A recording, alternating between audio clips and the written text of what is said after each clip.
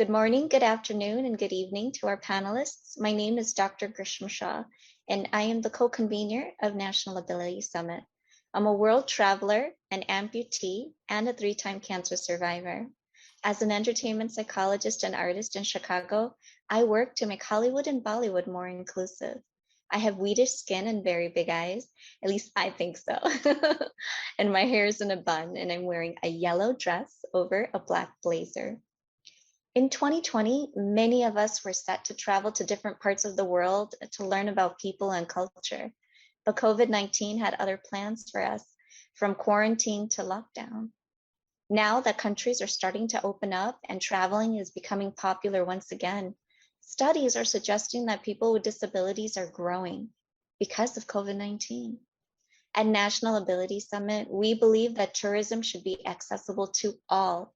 And we thought it was the perfect time for a panel on inclusive travel because the travel bug can bite anyone, even you. So I'm excited to introduce Soumya Maheshwari, who's going to be moderating the Tourism Accessible for All panel. Soumya is a seasoned professional with expertise in media, brand marketing, and advertisement. He's been instrumental in putting forward many Indian and international titles across lifestyle, travel, and wellness spaces. With almost 2 decades of vast experience, he carries a strong understanding of the concept of luxury. An amateur marathon runner and often described as a forward thinker in business, Soumya understands trends, brand relevance, and implementation, making him a perfect brand custodian. Soumya is currently designated as Associate Publisher at Pinnacle Connect LLP, and through his magazines, he's instrumental in bridging the gap between destinations and end clientele. So Soumya, before I pass this invisible microphone to you, I have a question. You mentioned that you help bridge the gap between destination and end clientele. So can you give us a small example how you encountered and solved for that?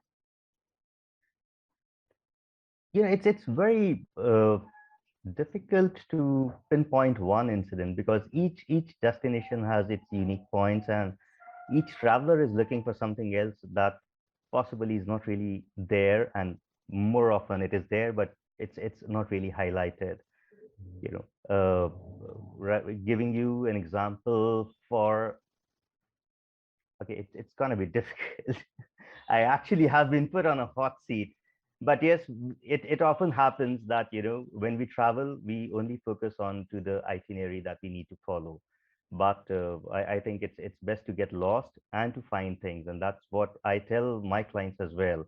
You need to showcase things which are very basic, and the traveler will find out what unique point is he looking at in that basic. So that's where I think, I will leave it a little in an ambiguity, that each one has to find what one is losing and what one is missing, and that's what I think travel is all about. I would let the panelists and the viewers find the answer for themselves, and that's when their journey would begin for this session. Very Buddhist answer, I would say. Okay, let me pass this baton to you. Thank you so much.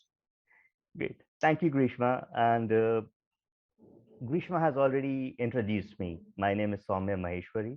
I'm an Asian based in Mumbai city of India, and I have light brown hair. I'm fair in color. I have been in the media marketing industry for over 2 decades. Today's panel, which is Travel for All, wherein we are saying it's not just inclusive travel, it is travel wherein each one of us, able, disabled, would travel. I have a beautiful panel across the globe. I am told it is the largest panel. We have Siddhant Shah. He is the disability access expert and founder for Access for All, based in India. We have Neha Arora, founder and managing director, Planet Abled, again based out of India. I have Manuel Di Filippo. He's the founder for Outreach Holidays, based out of Italy. I have Juan Pablo Pinto. He's the head of accessibility, Wheel the World, based out of Chile. So welcome you all. And I would now request each one of you to introduce yourself and give a little bit of brief of what you do. Siddhant, over to you. Thank you, Soumya. I hope I'm audible. It's actually a pleasure to talk with all of you all. Some are friends we've known like since the beginning of Access for All. So Access for All as an organization is a one-point destination for multiple accessibility needs and requirements for various organizations, right from educational organizations to working with organizations like UNESCO, World Heritage Sites, and multiple other setups that focus on cultural and heritage sites. While we were doing that with my background in architecture and my master's in heritage management from Greece, I realized for the fact that if it was thoughtful, if one could put attention to details, there are multiple things that could be done in order to make things, particularly in the segment of accessibility, more functional and available to people rather than making it like an equipment based thing. Like, so that's where the design journey began. And also it's a personal thing for me because my mother acquired visual impairment when I was in my third year of architecture. And that's where a lot of things changed. And I come from a very typical Gujarati family where travel is part and parcel of life. And suddenly things stopped. And a family of four was not traveling for a good 2 years. And that made me realize the impact of this on economy, like particularly with in the travel space, that if people with special needs or anybody like, or when you have grandparents or senior citizens, suddenly there is that change, and if facilities were available, what all could be done. So that's where the journey began.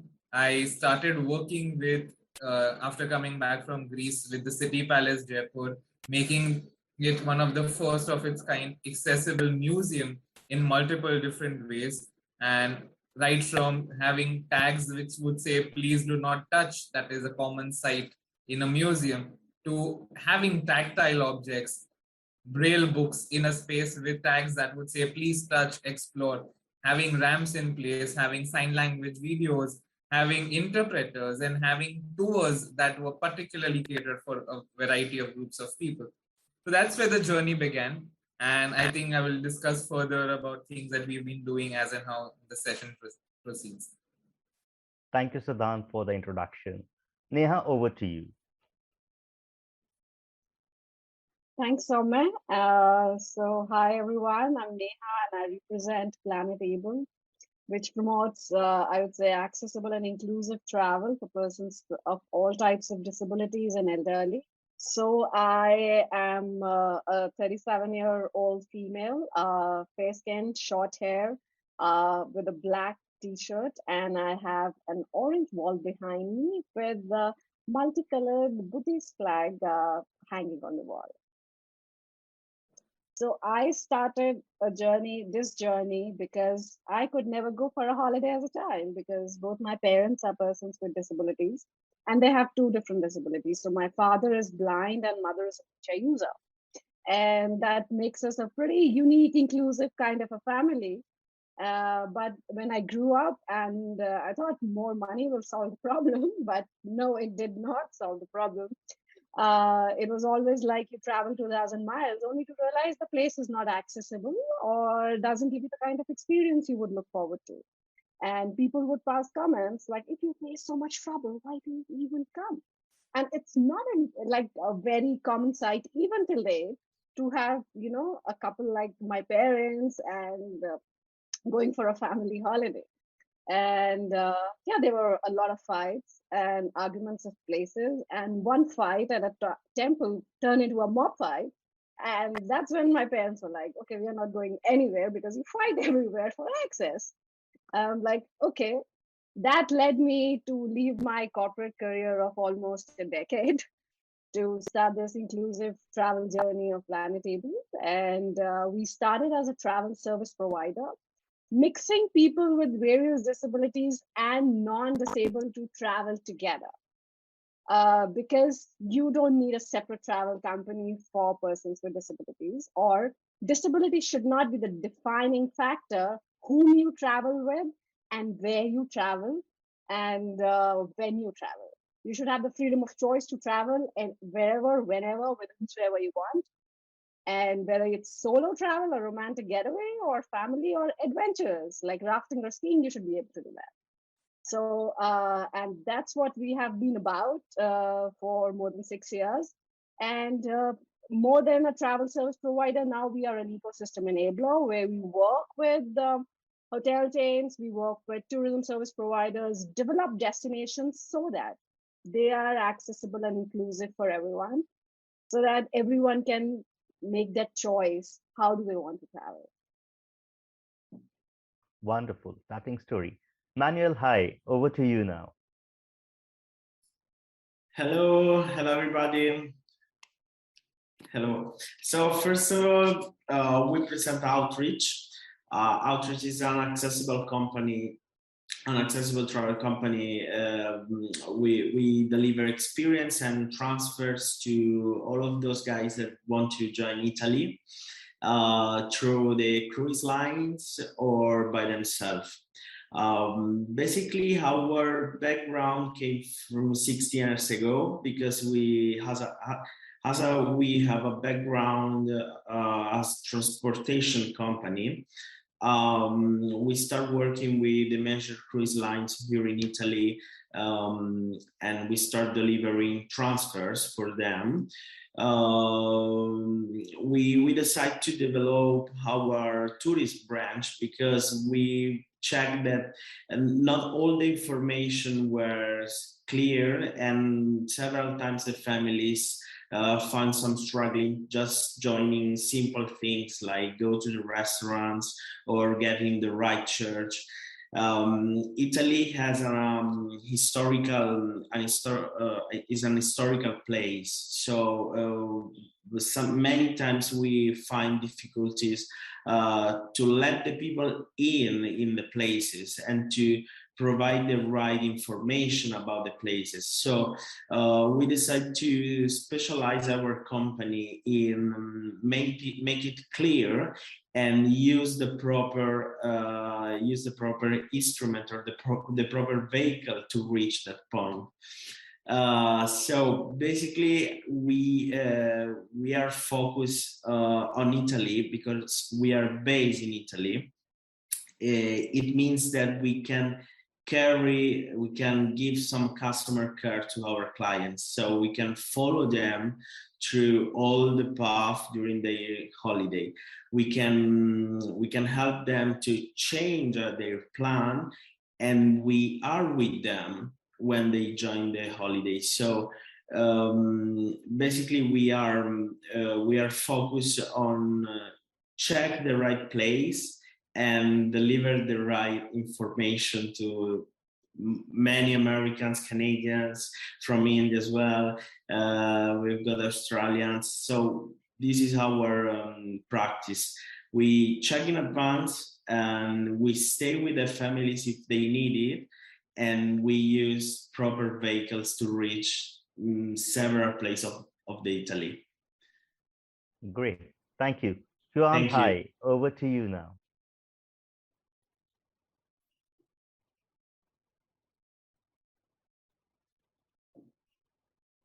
Juan, hi, you're on mute. Yes. Me? Oh, sorry, that I just had an interference and I didn't hear. Sorry. Well, hello, my name is Juan Pablo Pinto. I'm from Chile. I'm 36 years old, and I'm the head of accessibility at Will the World. So Will the World is a social startup with the purpose of making the world accessible. Everything started like 5 years ago when one of the founders is Alvaro, and Alvaro, he has a spinal cord injury, so he's been in a wheelchair for like 17 years. And another friend of us, and Alvaro and I are friends from school, so we know all of our lives each other. And everything started when another friend went to the Patagonia in the south of Chile, and he was amazed. And when he came back, he said, "Alvaro, we need to go to Patagonia with you." So then they called me, "Hey, do you want to go with Alvaro to Patagonia?" Because I'm also a physical therapist, so I wouldn't been able to assist in any case. And at the end, we realized that it was impossible to go in his conventional wheelchair. So we found this special hiking wheelchair called Yolette. And well, we went at the end. We were a group of 20 persons, and our story kind of went viral because it was like recorded and it appeared in the news, and not only in Chile. Camilo, both founders, were studying at Berkeley, so actually the story kind of went viral. And on that trip, we realized that we realized like three main things. One is that precise accessibility information is very difficult to find online. Also, people with disabilities want to travel. And finally, also that the booking engines like to search for accessibility information, usually they are not that clear and that accurate. So that can imply that a traveler can have a real bad experience. Oh, I'm sorry, I forgot to describe myself. I have short dark hair. I'm wearing a Will the World t-shirt, and I have a white background. And yeah, that's about me. Great. Thank you so much for that introduction. You know, disabilities are not on people. They are on the barriers. Juan, my question comes to you. All we need to do is to eliminate the barriers. How are you pushing the cause? Well, as you were saying, we at Will the World, we believe is the same, that the disabilities are not in the person, but in the environment. And it's our job to eliminate those barriers that prevents certain sectors of the population. And we think that the world gets accessible, or the world changes for more accessible by two ways. Because in one side, you have like what is the infrastructure, like the architectural barriers on one side, of course, that are like buildings, different, like, I don't know, let's say big steps, different kind of grounds that are like the architectural barrier. But on the other hand, there's the social or attitudinal barriers that most of times can be much more limiting than the physical barriers, if you want to say. And these are usually very difficult to change it because they're preconceived ideas or notions or myth or false assumptions that people turn into their own truth, mostly when times that there aren't truth. So, for example, once we were traveling with the two wheelchair users in our group, and the guy from the airport, they told us, no worries, we put them in seats near the bathroom because they will only have to walk like 5 meters. And then we told them, no, like, these persons, they're not like persons with ambulatory persons with reduced mobility. These persons can't walk at all because they have a spinal cord injury. It's impossible. And they were like, the staff of the airport kind of didn't believe us. And they were like constantly asking us, like, why? Are you serious? Like, they can't walk at all? And so it was very uncomfortable for them and a very bad moment. And so it's just an example of how sometimes the social or the attitudinal barriers can be much more limiting. So what we're doing at Will the World, because we want to raise awareness and to educate all the population. Of course, the tourism sector is the first target, but also we believe that we should educate transversal the whole population, like even persons that are not related with tourism, because we think it's not only a social responsibility. It's like addressing for the very basic of a human need, that is to understand and to be empathetic with the other ones. So that's why we created the Will the World Academy, that it's an online learning journey, that it's aimed for tourism professionals, that it shows about the different types of disabilities, how to communicate with people with disabilities, what is accessibility, what is universal design, what are the most common barriers, what is the importance of the hygiene services. We talked about the adaptive equipment, accessible transportation, technical aids, and much more subjects.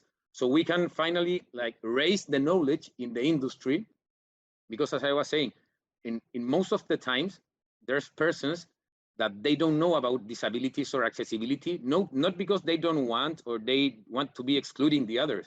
It's just because a lot of persons grew up in environments that never showed disabilities. You never saw them like going out to the street or in your day-to-day. So it's not the fault of the person that sometimes they don't have much knowledge about disabilities. It's because the place where some persons like live makes you to not to understand about disabilities. So that's why we want to do this change. And well, we know that every country is different. Of course, there are countries that are much more accessible, some countries that are less accessible, but in the end, and there's a kind of a tendency that usually people that knows or that works for disabilities, usually they have a close experience. It can be a family or a friend. So that is why we want to change, and we want that even persons that they don't have not direct relations with disabilities, they still can understand about what is accessibility and to be more inclusive in the end. Great. Siddhant, Juan mentioned the difficulty, in the architecture world for a place wherein, it is not really accessible for all. You have developed a tactical guide for the books for tourism. It's considered to be a path-breaking effort. Would you talk about it a little so that we all can understand and probably gain some knowledge on it? Sure. So as we speak about, most of the heritage sites or the museums, say for example, a city palace, Jaipur, or a fort or a palace that we have, inherently it was built for a limited amount of people. And when we talk about accessibility, we mean, and we say that it is now supposed to cater to a wider group of people. And that was an understanding that I realized, particularly when I was in Greece. And also I had done a case study on Colosseum to understand that there was wheelchair accessible lift, very beautifully designed and hidden in a way that you would not destroy the heritage value of the place. And same way with the Acropolis in Greece, you have right up to that level, a wheelchair can go up there. And that got me to think about for the fact that when architecture, build spaces are there, how do we explore them? How do we engage with them? And not possible always to touch and feel them because of the heritage value, even from the perspective of conservation, because at no point should accessibility come as a discomfort for a maintenance of a heritage site, which is very important for tourism. So that's where the concept of a tactile book came in. And this was a complaint that I felt that I received when we had done, we had created a Braille book as a Braille tourist guide.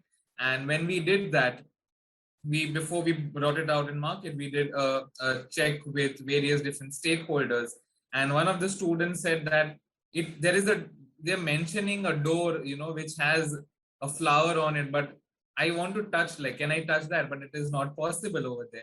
And that really got us thinking that, if there was an image, you could understand that. But then why not even introduce a tactile image in that book? And also very interestingly, while we were doing our feedback collection on the Braille book, there was another feedback that we received from a parent who had a child who was born with blindness. And she said that whenever he is reading Braille, we become visually impaired because we have no idea what he is reading. And that is the point where we decided that, as Juan said, that you don't need separate things. It is supposed to be inclusive. The term inclusion does not mean segregation. It means to bringing things together. And that is where we designed the Braille book, where you have Braille on one side, you have the same text on other side, and it also has tactile images. And in a lot of ways, it was path-breaking because one, it was talking about integration of ideas and processes together. And second, it gave you an understanding of the space in real time. So because otherwise, if I had a Braille book, I don't even need to travel if I'm not able to touch certain elements of Taj Mahal. But then if I can touch it, I can understand it, what is happening along with it, I have the time of experiencing it. And that is where we also, if you look at the Access for All website, the first thing that pops up is access equals to experience. And I think that experience is very important. And at no point in time should segregation be considered as a method of providing accessibility. So that's where the journey began, of making things tactile and making it possible in their own hands if they couldn't reach up to that particular spot. Great. So you basically are ensuring that everybody gets the similar experience that Yes. it's supposed to be like. Manuel, I come to you with my question. Traveling is a right and everyone should have it. You know, are you encouraging the travelers here, or are you pushing the cause of the government to look at it and make it more accessible in an area which is dominated by the private players? Oh, well, I would like to introduce this question saying, let's compare Rome to London. The accessible infrastructures given by the Olympic Games in 2012 have provided an extensive and positive externality to all the environment. So better accessibility means better communication. If we have better communication, we will have an increasing of trips. That's what we think. So our approach to first of all to our suppliers is to be first of all more inclusive. The same thing that Juan Pablo said before. So for us, we encourage travelers, giving them the right information in advance, by far in advance. Like things that, for instance, in the hotels, we check the measure of the bed, because if you have a power lift and you need to use it, you have to be careful that your power lift fit behind the bed. So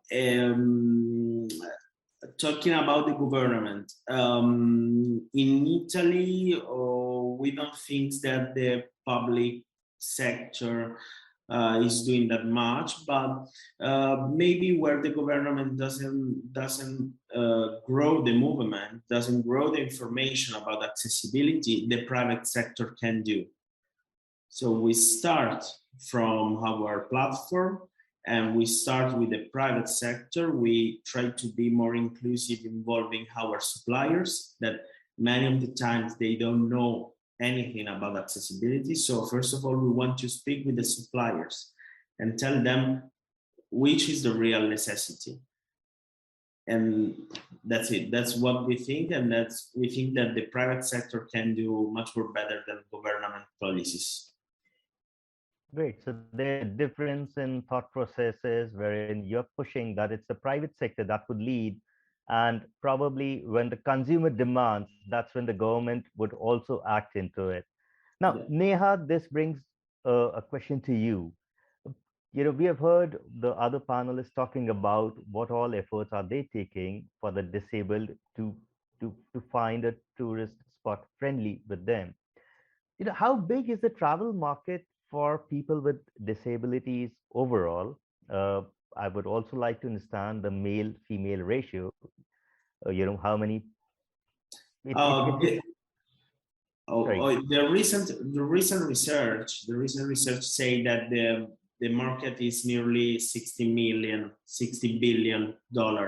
so $59 billion. It produced nearly 81 million trips.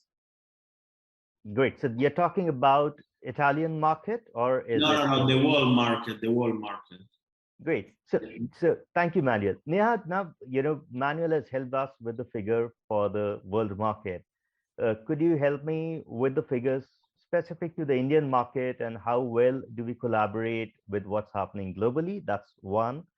And, you know, of course, the male-female ratio, which I wanted to understand, because, you know, there are, you mentioned a very unique family of yours, wherein, you know, both set of genders have issues in terms of disability.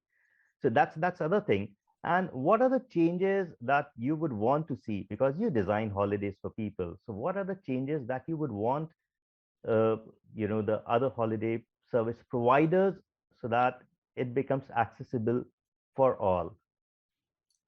Well, could you repeat the last part, because I didn't hear you very well? Manuel, this question is for Neha. Neha, yeah, that's fine. Thank you. Sorry.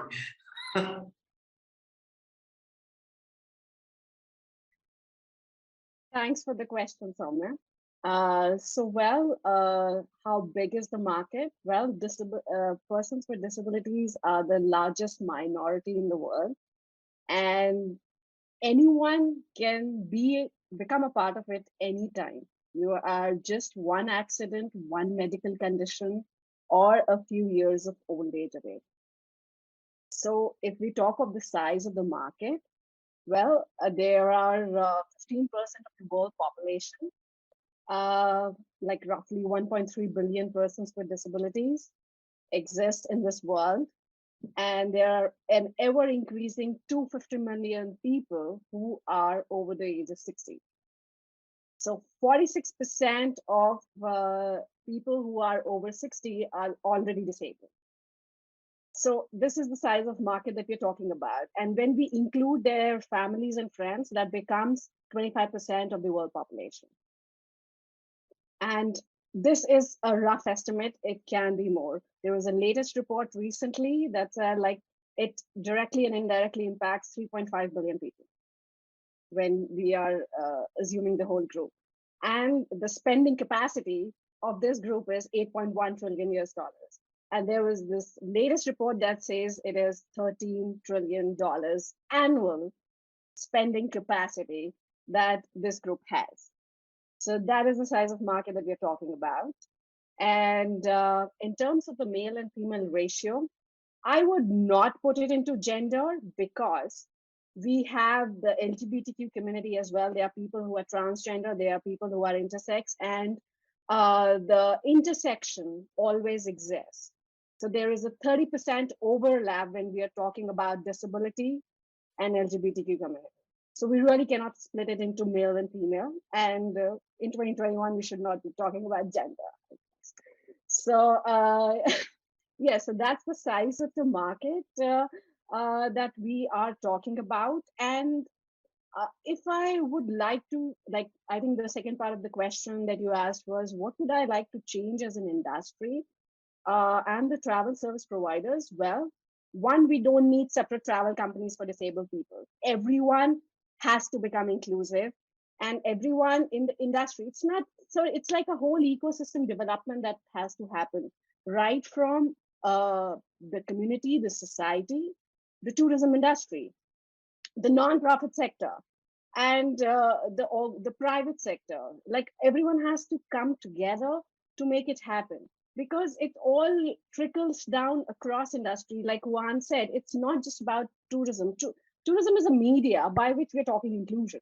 But it, like, for example, I'll give you a very simple example of the inclusive group trips that we do. And that's amazing. I chose inclusion because I could not choose between my parents. That how can I start a company? Because even though it is easy to choose one single disability, I cannot choose between my parents. So I'm like, okay, mix everyone together. That's the way to go.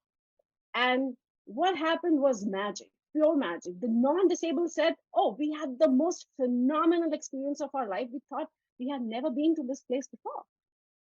Because we tend to scan things and miss out on the details when we are traveling as non-disabled people. But when we are inclusive groups, you go into the details and you realize, wow, this place has so much to offer. Because you're seeing, okay, what are the accessible routes? What are the sensory triggers this place has? What is tactile out here? And what will be the easier way of communicating? You know, there's so many aspects to it. It's a whole new world out there. And these people went back to their communities and said, okay, came back to us. Can I make my office accessible? Or can I hire persons with disability? That is the kind of ripples that we're talking about. So it has to come together that, you know, the travel service providers, the travel companies, everyone talks about accessibility. It becomes the norm. They start competing for accessibility. That is the world that we are talking about. Because until and unless that happens, disabled people will remain a separate group of people. Okay, this is the group of people that needs some special attention. They have some special access. Nothing is special. We all have needs. We all have unique needs, and they need to be met in our own unique ways. And we should have the freedom of choice to make that choice, right? So that is where I want the industry to change. Like every hotel talking about accessibility, every destination talking about accessibility, every travel company saying, yeah, we are inclusive of every type of traveler. Wonderful. I mean, some mind-boggling figures that you threw, and I'm sure there's a thorough research that has gone to get those figures. It is a very huge market. Now, there was another question which I wanted to understand. Now, till we are visualizing the world wherein it is open for all, but the biggest brand of the hotels aren't really as accessible as we would want them to be. How do you reach out to them? How do you find them? And how do you basically make a contact and contract with them? Put money on the table. That simple? Put money on the table. Great.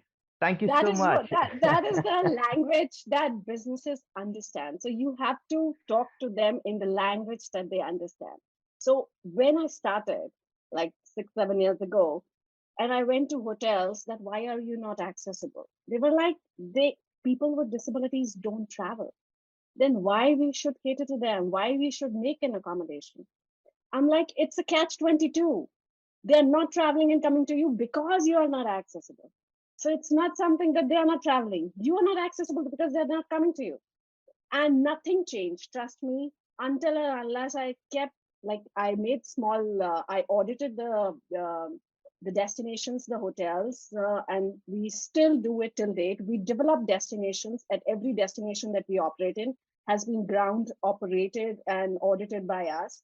And we develop in not just in terms of infrastructure that is available, we develop in terms of sensitization and training of the whole ecosystem and the manpower that I should not be using manpower, that's sexist, and the human resources that are available in the industry, like whomsoever the traveler would be interacting with, because that groundwork is needed to make them ready to welcome travelers with disabilities, right? So when it started from there, but over the time when they saw, oh, these people are coming, they really come, and they spend 30% more money than a non-disabled traveler. They stay longer. Oh, now we are talking business. Okay, now we should be talking how we can be accessible for other types of disability. They still haven't started spending money as much as we want it to be. But yes, they're taking baby steps towards that direction. Also, I think I need to mention that, which is very important. Most of the people have a misconception that accessibility is just a ramp and a disabled friendly toilet. That wheelchair access is what it is. No, that is just a small part of accessibility that we're talking about.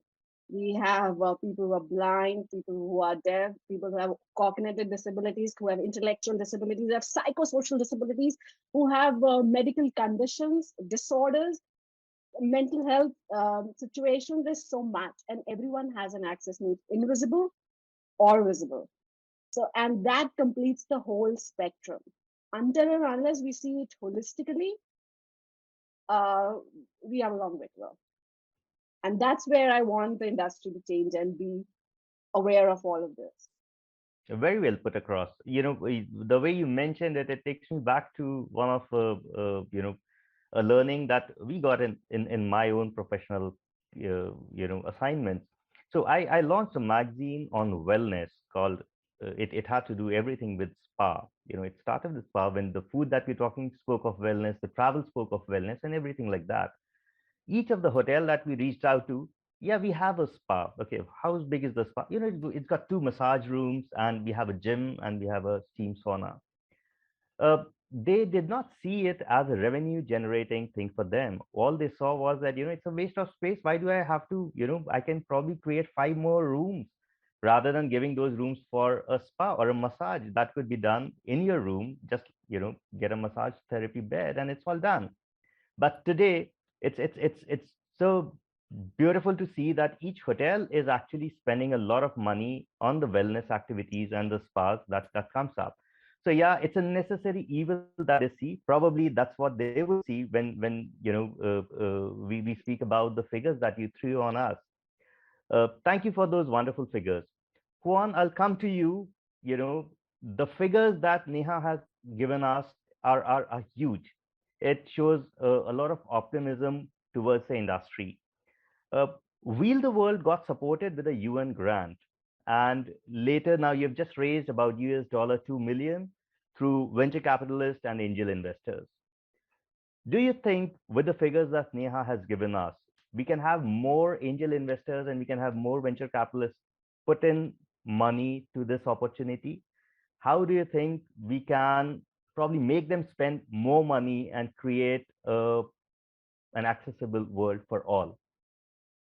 Well, as Neha said, I think she put it very good. Like, you need to show that that's a business opportunity, because there's a lot of persons and industries that conventionally they're not aware, or they don't know what's the possible market size.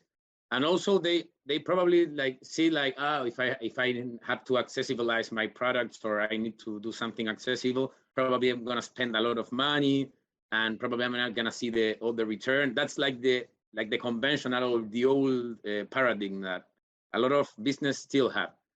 But as well, we have seen that actually it's a huge business, and the ways to motivate like the investors or venture capitals is, as Neha was saying, show them like exactly what's the size of the market, and showing them what's the potential value that has. Because of course it has a social value, because it's a huge responsibility, but it's also a huge business opportunity. And sometimes actually this part is a little bit funny, because there are some persons that some operators that they want to align, because they usually have a personal story, or they know someone with a disability, and they're like, oh, it got into my, it moves me. And there's this other group or type of operators or tourism persons in the industry that they it seems good, but okay, let's talk about numbers. Okay, so what would be the numbers? And as Neha was saying, it's a huge market, and especially because it's expected that more each time. And there's some correlation. There's a lot of correlation studies that correlated that as more age, the biggest the chance to have a disability. So it is expected that at some point it's going to be like 2 billion people with disabilities in the world, not only one. So yeah, like as long as I think you provide a clear service, like, and you're saying, okay, this is exactly what it's expecting to you. So in terms of accessibility, in terms of how it's going to be the place that the traveler is going. So if you are able to provide the clear information, and also to talk to the industry partners that actually it's a huge opportunity, the grants and of course persons would invest much more. And again, I think that one of the main challenges is that the persons are not aware about disabilities. So as long as persons are not aware, it's going to be a little bit difficult. It's like a positive circle that once you put the subject of disabilities and accessible tourism, in this case, you put it out there and persons start to learning about it, then much more persons will get to it. And actually, like, every year there's 1 or 2 studies that talks about the size of the market, or how big spenders persons with disabilities are. So I think that it's really promising the future in terms of getting new investors and new persons that want to address to this subject. And also it happens that sometimes persons, like, they weren't like aware of the business that it's accessible tourism. Sometimes because they have a familiar experience or a near experience, then they understand, and there's actually some cases like that persons that they weren't aware at all about disabilities until it happened to a closed one, and then they start reading and they said, it is actually a business opportunity. Great. So now that you are in this business and that Neha has given us those huge figures which you are convinced about, do we see Wheel the World raising $20 million, through a venture capitalist in this year? I mean, it's very difficult, but we're going step by step. And at first, we need to consolidate because in one part we want, on this first investment, we will spend a lot on our customer experience team, because our customer experience team, it's a team that knows exactly about the accessibility needs of all the travelers. So that way, we talk with the operator beforehand, before the travelers go, and we tell them, okay, this is the person's accessibility needs. This is his condition. He's a wheelchair user. He's a blind person, but this person will need, and let's say it would need braille, it will need tactile reference, or maybe only with large print is okay. So we ask for the traveler, and of course, if they want, they're not forced to it, but we make them understand that as more information they give, it's going to be a better experience, because we're going to give the operator a better image. So that's why we're investing a lot in our customer experience team, and on the other side, on the tech team, because we really believe that we're going to reach all that through technology. So we're actually investing quite big in the tech team, because Will the World is a tech company, and we're working and building all of our technology tools that will allow us to bring more supply, and of course, and to map out the entire world in terms of accessibility. Thank you so much. Manuel, my question comes to you. I understand you operate in a domestic market in Italy itself. Have you ever thought of tying up with another agent, exploring, inbound and outbound travel? We have Neha here, who has been sending people abroad, who has been auditing the places. Maybe you can take part of her workload and audit the places in Italy and tell her that, listen, hey, Neha, I have a group, to be sent to India, and I have audited these places in Italy. Why don't you send your group to me? Can this be explored? Yeah. First of all, let me say hello to Neha. And yes, for sure. Actually, well, we're very young, so we were born in 2017. So we are just now figuring out our experience in Italy, but in the future will be good to speak with other players, other agents, other agency, also with Juan Pablo, to cooperate more and make it more close. So it will be absolutely good to make some connection, a stable connection that can grow the movement, that can grow the information about country. So totally, I think we will do, yes, why not? Great. So Neha, let's catch hold of Salvatore, the head of ENIT in India, and let's introduce him to Manuel and tell him that, listen, I have this friend here in Italy. Why don't we make him work with us here in India?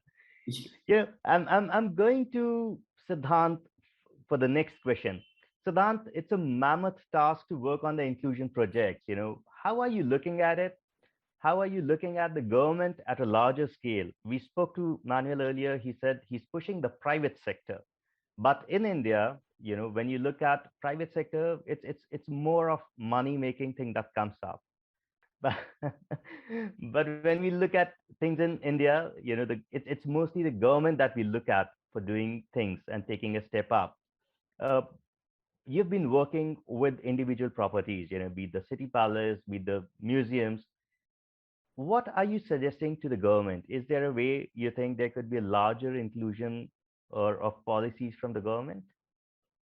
So Soumya, to answer that, I'll step back, one point, and just to give you an idea that why infrastructure becomes very important. And in this particular segment, it is no fault of the person.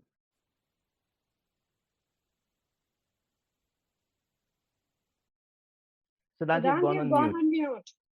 So you just realize what happens when infrastructure goes missing, right? Suddenly. That was just to simulate an experience for everyone that accessibility is not a fault of the person, it is the fault of the infrastructure not there in the right place at the right time. And when we talk at sites, we are working on various different projects. We are working on a very prime project right now in Delhi that's coming up. And it is it's at a mammoth level that the project is happening. But the sad part is that the entire premise will be inclusive, accessible with various facilities. but the premise will be accessible. But how does one reach to the premise? What's happening in terms of accessible transport? So if I need to reach to that place, what are the other points that I need to come from? So is it the bus stops, as the airports, as Neha and Pablo are talking about, the hotels, right? Manuel's talking about the journey that needs to happen of that person. So I think as a policy, it is a web that needs to be in place, that if the web is there, otherwise, if the web goes off, the points start losing out.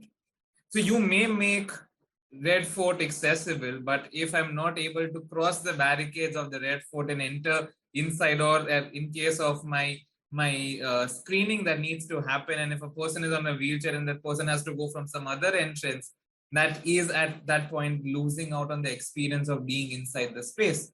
And that is where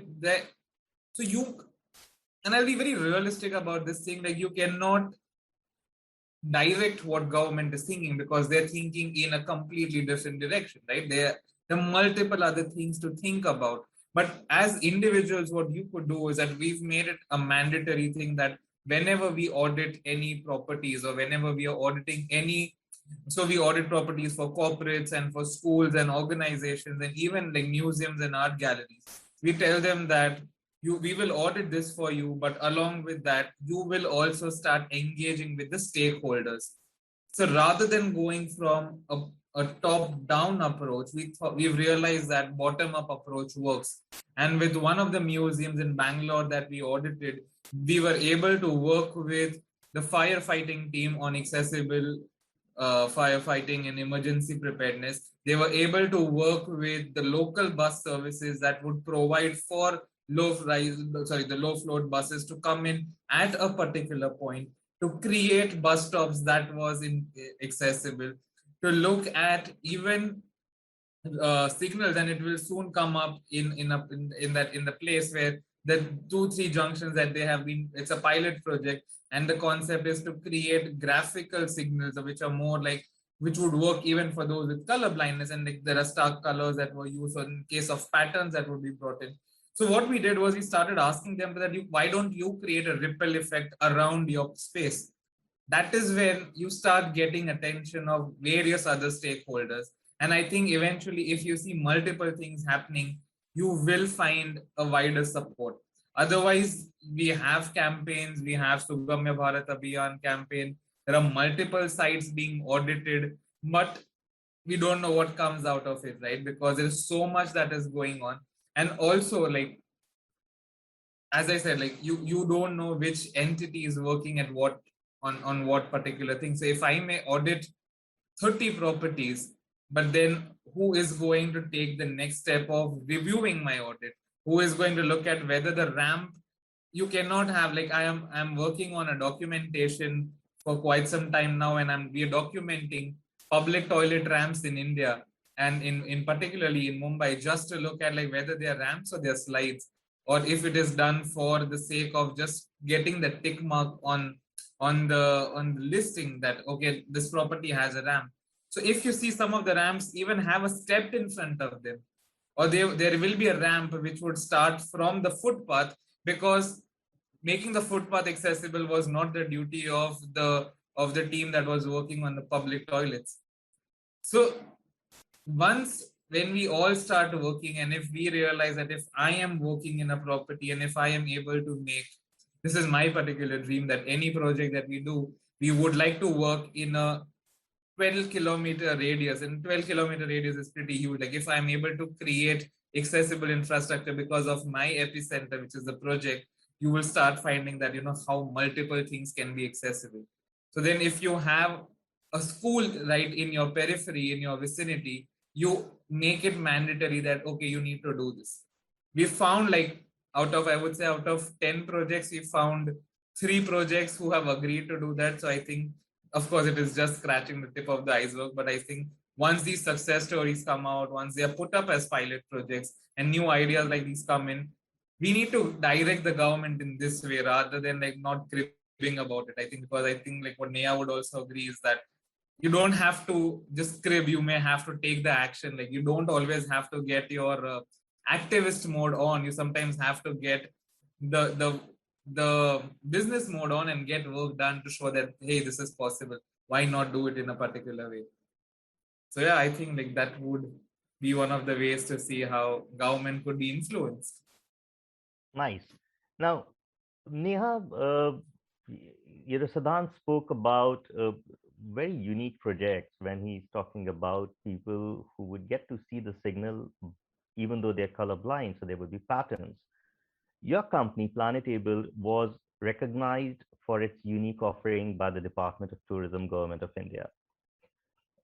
This year, the Government of India also is promoting vocal for local, because the air bubble is just, another way which is ensuring people travel, but it's not really a leisure travel. Of course, there are people who are traveling for leisure as well, but the main focus the government thought would be vocal for local.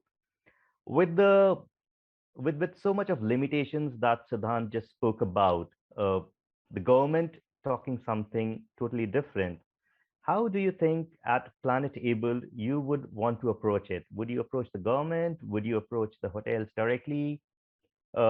Also, is there any state government or any destination which is very disabled friendly? Would you be able to list some of those to me?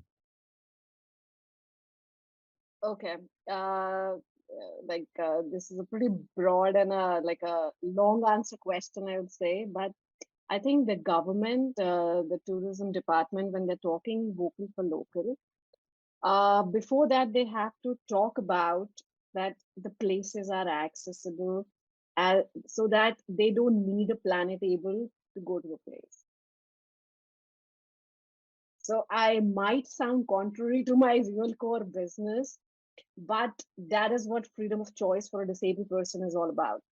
A large section of, when we're talking of, you mentioned to say domestic tourism, a large section of India who are people who are disabled form the economically weaker section. I mean, it is growing, it is improving at a huge pace. I'm not denying that fact, but a lot of them still live in tier 2, tier 3 cities and towns who do not have the affordability. And traveling, like forget traveling, living with a disability in a country like India where there is zero government support is expensive. Like even buying any assistive device, your physio or any technology assistive solution, you have to buy it from your own pocket. It's not something that the government provides you like they provide you in US or UK or Australia. Nothing exists, right? So a large part of your income goes into just living. So when we're talking about traveling with a disability as an Indian citizen in India, it's expensive, especially when you're talking about the dollar and rupee conversion rate. So it's not cheap. So if the Department of Tourism wants domestic travelers with disability to travel, they first have to make the infrastructure accessible, make their own websites accessible, for heaven's sake. Let's start there, because so that the information and communication is accessible. We have a very good law that was passed like 4 years ago, but the implementation is going to take time. And that is where we are looking at, and it has been slowed down and delayed by COVID, like across the world. So if you are looking at that, and the tourism boards that we are looking at, yes, I would seriously say they have been really supporting us for the past few years. Like all the government consultations about the tourism, I am there, I'm invited there to talk about it. But the money hasn't come out of the pocket yet. So the willingness to spend money on developing those destinations, that is still to happen. They're talking about it. I see it as a very, very good sign. They're talking about it. The tourism boards want to know more about it. They are looking at it as a market. Yeah, it is possible. Let's do it. So it's a good thing to do, and it's a good business to do. But yeah, they're still not convinced to spend money on that. That is where the challenge lies. And I think we will get there soon, in the very near future. I am positive about that. Regarding having accessible places in India, well, we operate not just in India, we operate globally. So there is a vast difference in terms of the challenges of accessibility that exist in the East and what exists in the West. So there are first world problems and there are third world problems. So, and that accessibility differs in those different ways.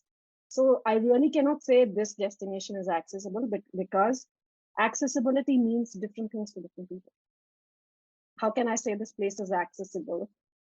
Because am I talking about a blind person? Am I talking about a person with mobility impairment? Am I talking about a person who has a hearing impairment? Am I talking about a person who has an invisible disability, like a psychosocial or intellectual disability, or have a medical disorder? I don't know.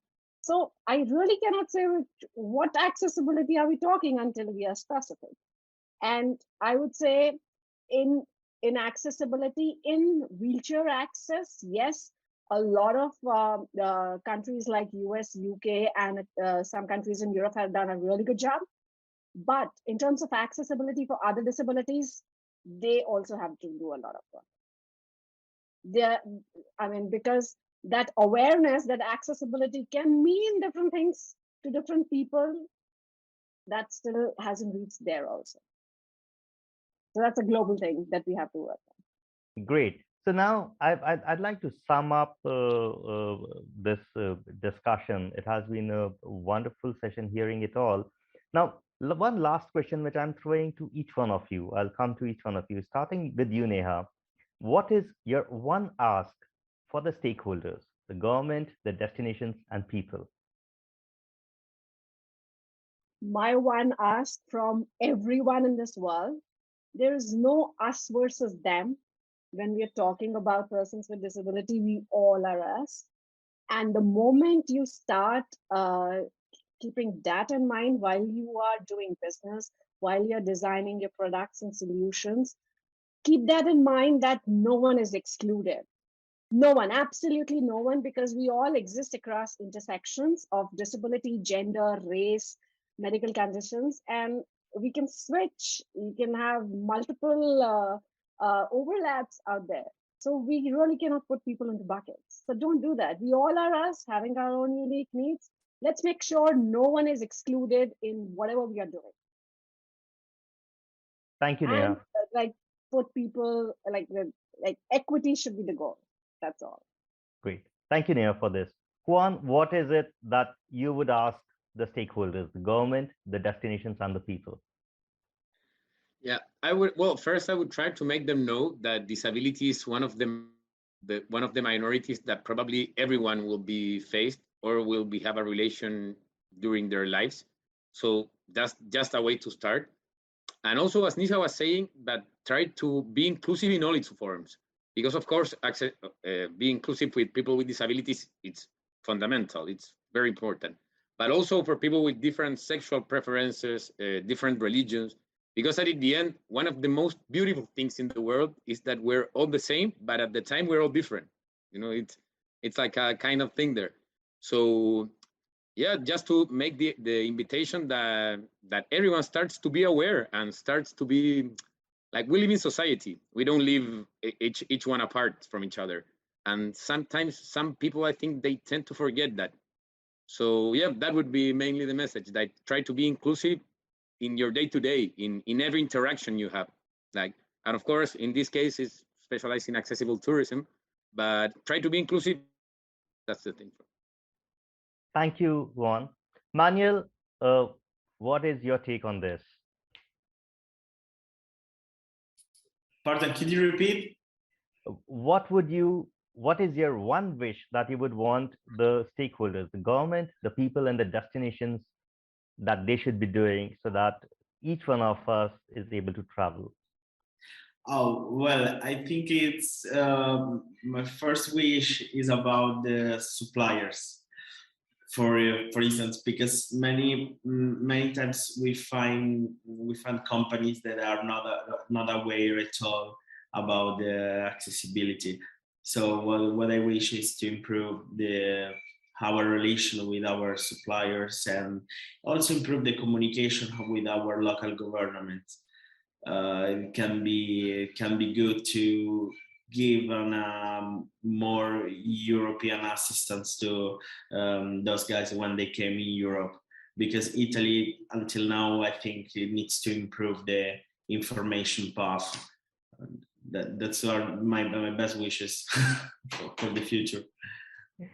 Great. Thank you so much. Thank Siddhant, you. I come to you. You work closely with the the places, the government, and also you are in your own way creating a network or a web that you mentioned, with the aim of having a 12-kilometer radius that you spoke about. What is your one ask to the stakeholders? So two asks. One is that let's not consider that accessibility is an option. Like that should not be considered at all. And it needs to be a necessity. And second, and I think that is very important, and I think that is the need of the hour, like include them in your workforce.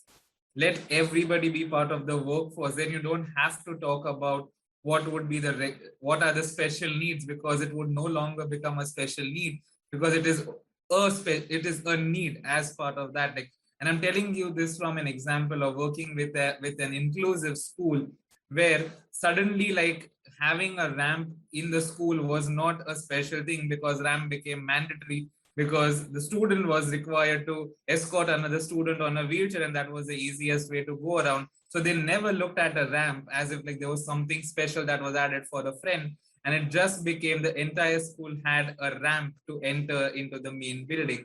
So I think if you already are growing up with everyone, and as Pablo rightly said, you don't see enough in the society, like, and if everybody was out there, if workspaces would provide, we see some cafes, we see some different places that provide opportunity, but if this was made a mandatory thing, or if this was normalized, it would never, you would not put brackets or like air quotes around disability and do something special for it, because it would just be a regular need. And again, like, let this accessibility not be an option in any segment, because accessibility is a plugin that goes everywhere. So that would be two asks, like, be it any organization that is there. Thank you so much. And why settle for one? It's wonderful Yes. to hear two asks from you, and it's a beautiful world that we would be able to weave if we follow the basics that each one of you has touched. We probably will see more colors than what Neha has as a background with those flags in this beautiful world. We'll have wielded world not just in our wheelchairs but in the motorbikes, and Manuel will be able to take us to various other places beyond Italy as well. I thank you each, I thank you all, Juan, for joining us today. Manuel, thank you. You had your suggestions. Siddhant, thank you so much for working wonderfully with the government and the places, making this world a better place. Neha, planet-abled. Yes, we don't need a planet-abled. We need a planet. Thank you so much for speaking out, voicing your concerns. I hope we would be able to take few pointers from this, and we'll make this world a better place. Over to you, Grishma. I sign off. Thanks. Thank you so much, Soumya. What a wonderful moderator and such fabulous panelists. A few things that I've learned is that, accessibility is a plugin that goes everywhere. And I thank you, Siddhant, for reminding me that for that one moment where you muted yourself on purpose and we were all like, we can't hear you, we can't hear you. I think that was an aha moment for me, because for me not to hear, and I knew something important was being said, made me feel like it's not me, it's the technology. So thank you. And with that, we'd like to say goodbye to all of you, and we hope that you will stay in touch with us. NAS is here to stay, and our mission for disability inclusion is not just for India anymore, it's around the world. And we're glad to know that we have so many partners with us.